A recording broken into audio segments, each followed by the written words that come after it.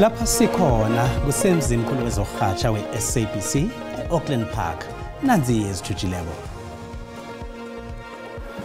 In the GNU and outside the GNU, we need to grow much faster to create the jobs that our country needs to achieve the prosperity that we all yearn for.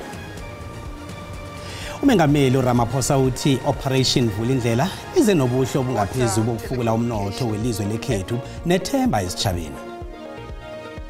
The crucial feature and advantage of an IAC court would be its authority to freeze and seize billions of dollars worth of assets that some dishonest leaders and high officials have laundered around the world.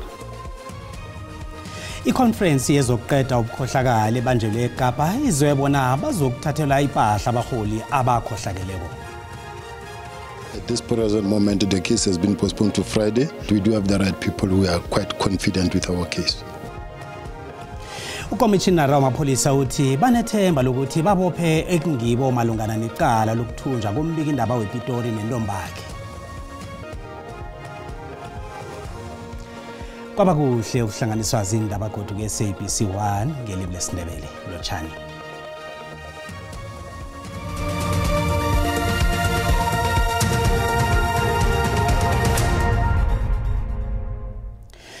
ISouth Africa ethule umzombe wesibili we-Operation Vulindlela nohulumende wendawo nabanye ababelana abatsheje ze-digital.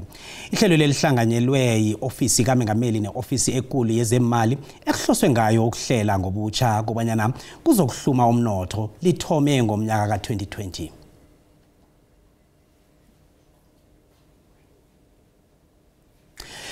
Lithelisiwe ngelesihlanu icala lamadoda amahlanu asolwa ngamacala ekubalwa kiwo lokuthumba nokuthathela umuntu ikoloyi.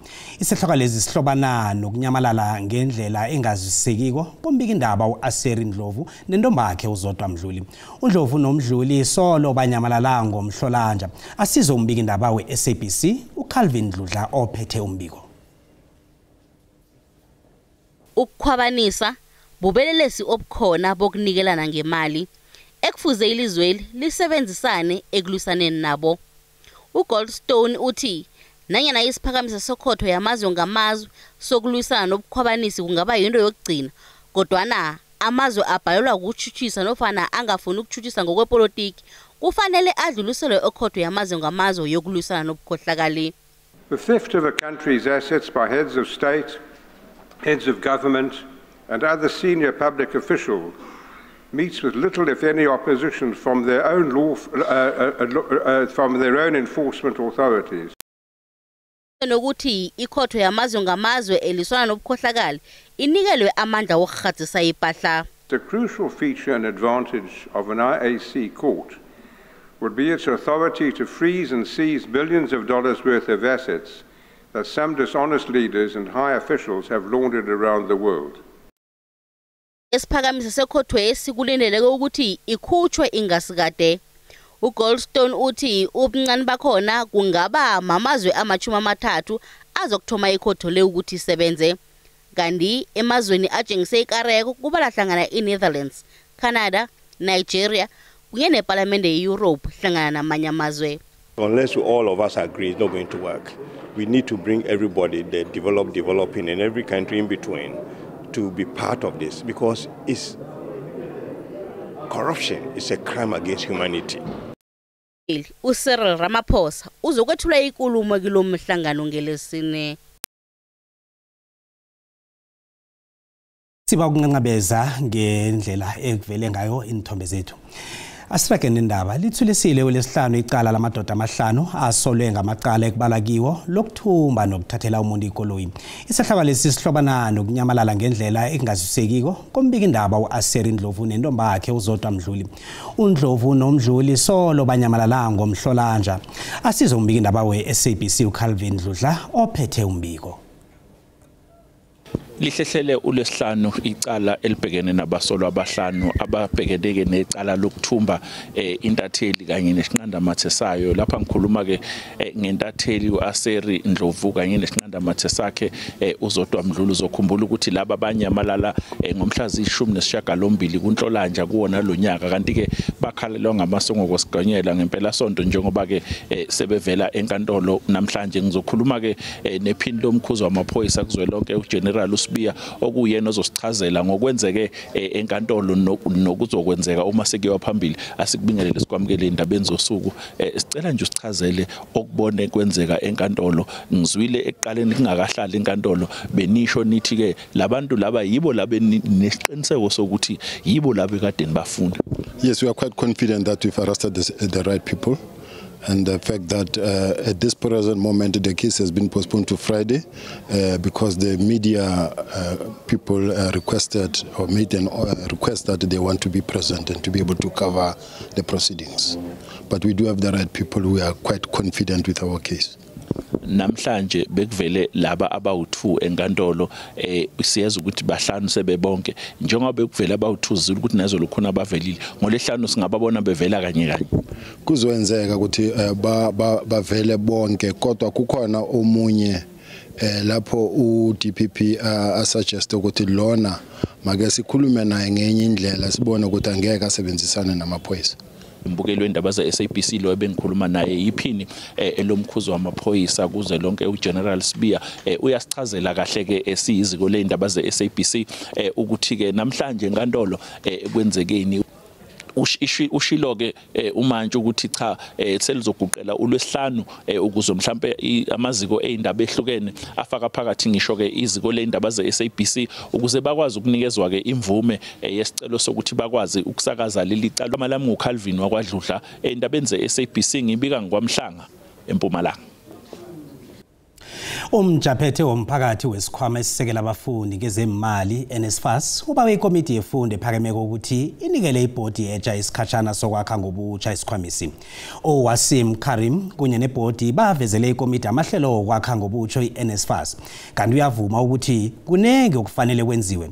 Watsho nokuthi imali ebhadelwe abafundi ngephoso iyabuyiswa ngesizo lephiko elikhethekileko labofokisi.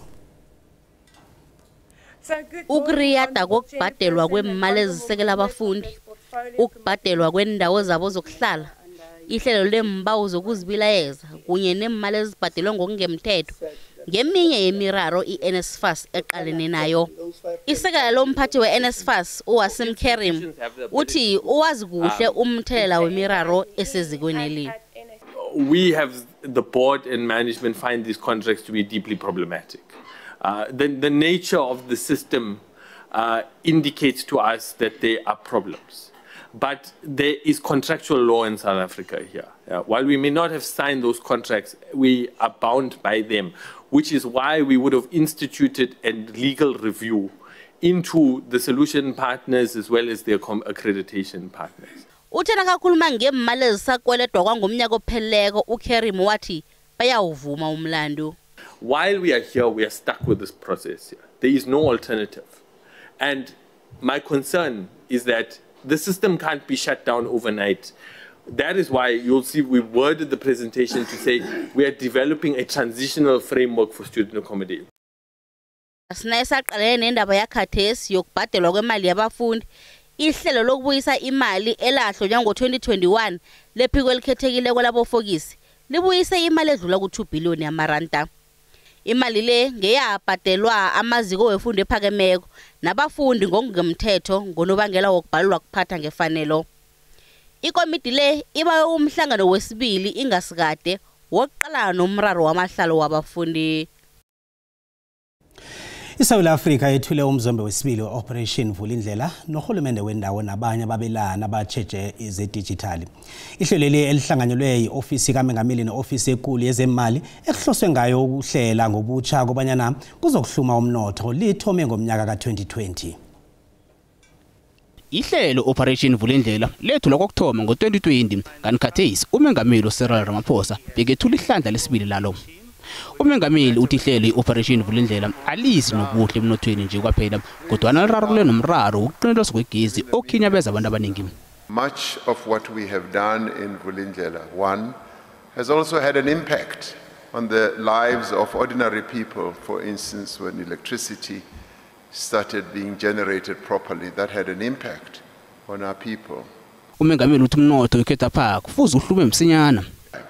Our economy needs to grow, everyone agrees, in the GNU and outside the GNU. We need to grow much faster to create the jobs that our country needs to achieve the prosperity that we all yearn for. Umengameli uthi amabhizinisi wangeqadi azokunikela ilungelo lokusebenzisa isiporo sentimela ukuthutha impahla.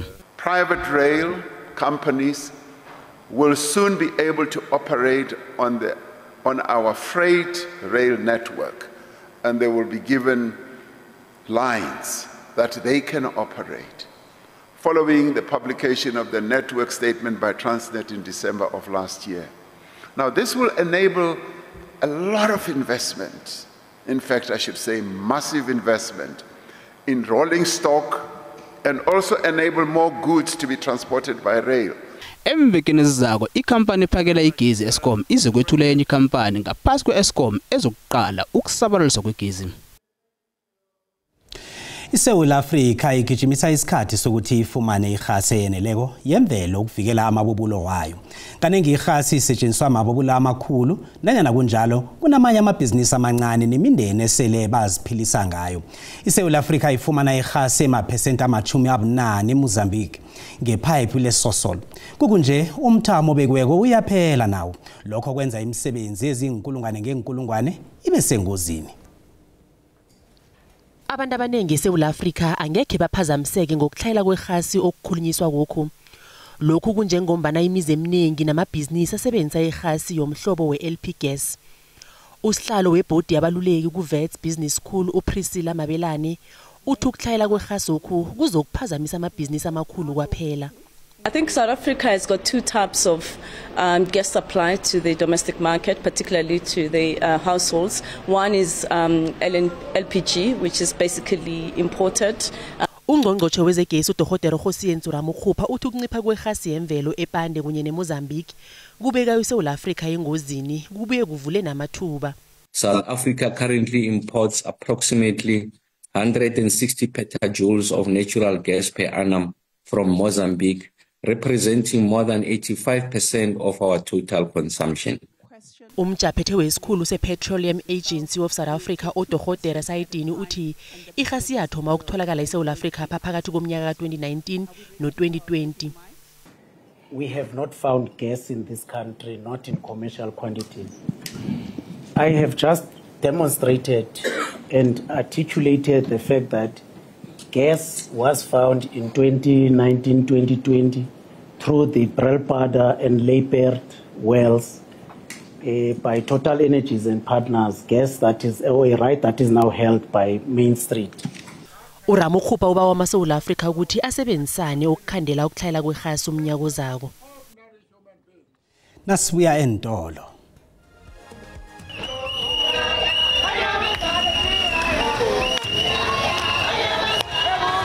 It's meant to make abafundi abafundela ubunesi eCollege eMpumalanga bavale iCollege namhlanje bathi solo abakazitholi insiza zokufunda.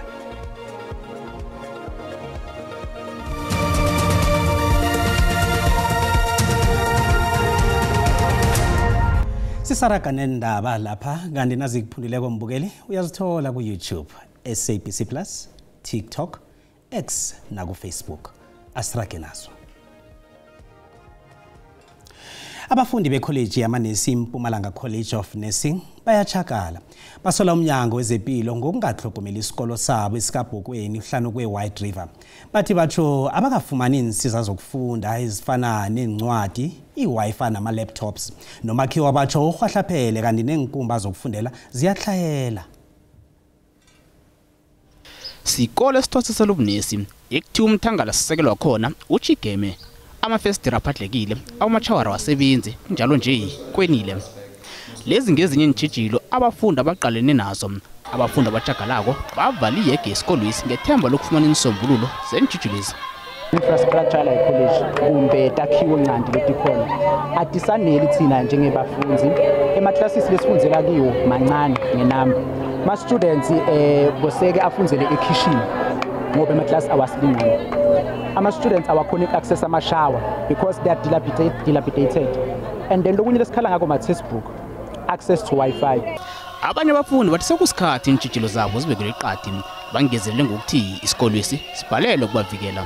Sifuna kutofunza mara ufunza njani ungana tinsito letifanele mawuya kulamahhovisi la kumele uye kuwo bakuthatha ngathi awuthathi kahle. Kwake kwaba ne-incident yokuthi singenele emarumini izinto zethu ziyatshontshwa. I-management did nothing about that. Akunamabhatla, ama-security angeke ubeke thu yama-security la ngaphakathi kwe-campus enkulu kangaka whereas ama-student amaningi kangaka. Nakusenjalo umnyango wezempilo uyavuma bona kunentshijilo ezikhona ekufanele zirarululwe esikolweni isi. In terms of the infrastructure, we had been waiting for the new financial year. Obviously, the process will start now to renovate. But in terms of the classes, what we know is that we have reduced the intake from 300 to 70, so we are not aware of the challenge of classes. Abafundi bathembise ukuraga kokuchagala bathi isikolwesi basilungisela abafundi bangomuso. Sisendleleni nanje isiqhema sabantu abatsha basuke eVizibuhle kwaNdebele eMpumalanga ngenyawo ngomgqibelo ekseni baya eofisini kaNduna kule wesifundeni seMbombela ukuyokuzwakalisa inlilo nentshijilo eziqalene nelutsha leMpumalanga. Basuke babahlanu kodwa nabasele babane ngemva kokuthi omunye ajikiswe endleleni wabuyiselwa ekhaya ngemva kokuhlolwa ngabezempilo.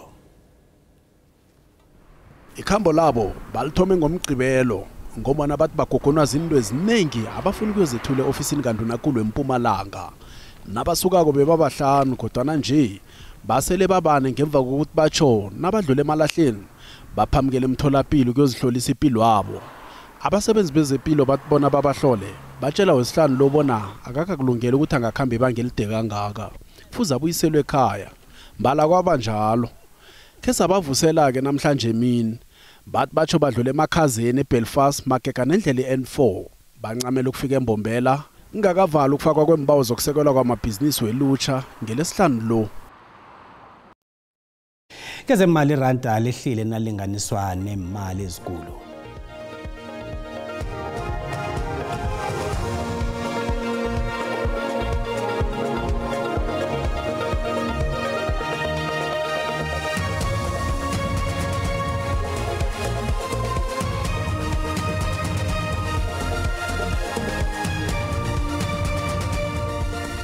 Kanti ekhasini lethu le-Facebook sibuze ukuthi kisiphi isiqhema esiyokuphakamisa ibhigiri ye-Nedbank Cup kiyona ukubona kwakho uthini wakho.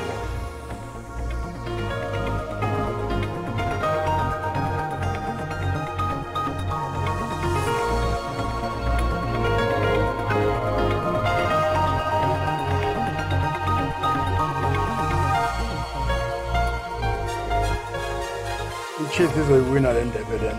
iPirates engacabanga ukuthi njengoba seyisidle kaningi angeke isazophinda isidle. Amabhakani amsasaza ayaphumelela. Lapho akujiki manje hayi ukuthi mhlambe ngithenga amehlo abantu hayi Orlando Pirates izokuwina. Ngifisa Nkosi yami ukuthi bedlale bexegisa abafana bezimnyama bededele iChiefs ikiphakamise njeke nawo bakithi Nedbank Cup kuyakhiza Chiefs. Shapa kwezi shapa amakhosi amahle. Yathi uwano ngempela sonto ephelile bufala nje ne-memorial service umncwabo useza zinyembe zizozehlela kubalandeli beKaizer Chiefs eMoses Mabhida. iKaizer Chiefs iyokurara iOrlando Pirates iyoyisurprise. Ngifisa ukuthi iKaizer Chiefs kube yona ezoswina ngani ngoba sekupheleni kweshagalolunye thina njengabalandeli engasijabulisi ngalutho.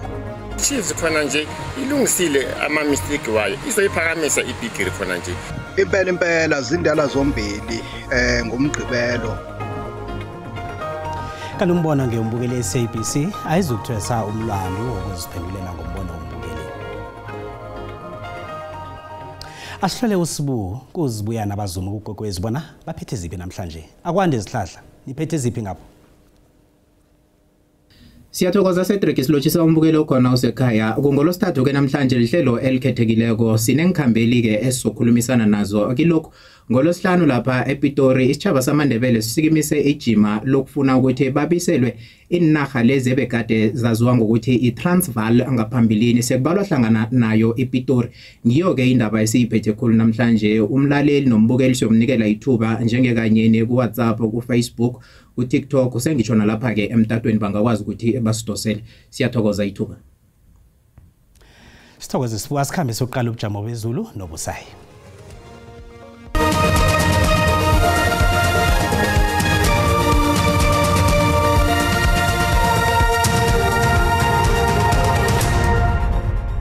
Kwamambala lochane ekhaya ngelesithathu entambama sibona lapha ke livulile inerha yonke eSouth Africa lapha ke zinkomba ozibona kwezi kanti ke nawuthe yaqala ke eSouth lapho livale ngamafu kufika lapha endaweni izangale ngecebega kusasa sithola lapha ke amathuba wezulu nge30% eligwini elingaphange eMpumalanga Kapa nokufika ngale ke ngedebeni ngezinye indawo ke uyabona nje impeshe ezisho ukuthi kunekungu ekhona endaweni eziningi sekusuduka ucaleke amazinga wokuchisa sithome ngapha ngeGauteng lala livukela emakhaza kodwa ke ngokuhamba kwesikhathi sibona ke liyafuthumela ngale ngePitori nge25 eBronkhortspruit nge24 iLimpopo nayo ke ilala ivuke emakhaza ipholile kezinye indawo kufuthumele endaweni ezinye kuyachisa njengalapha ePhalaburo neTzaneen ngale ke ngeMpumalanga lifuthumele noma nakhona lala livuke limakhaza nje kuphole lapha ke endaweni zabo Emelo iKwaZulu Natal ibonakala ke ifuthumele endaweni eziningi kuphole lapha ke ePietermaritzburg nalapha eKokstad nakhona ke ekseni nentambama ke sibona kupholile iMpumalanga Kapa ibonakala ke nayo ke ilala ivuke emakhaza kezinye indawo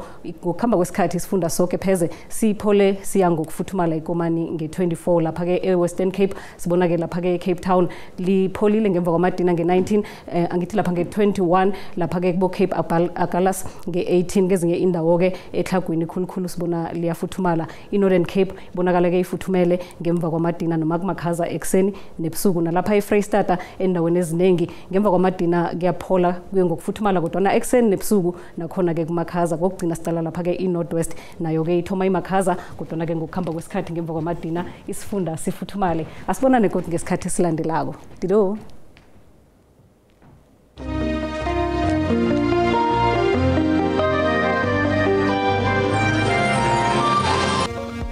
Kusasa nangelesihlanu ngesikhathi esifana kuzikhona indaba zeSwati kanti ngehour lekhombe ebusuku nje sesizulu zikhona indaba nisale nomusa.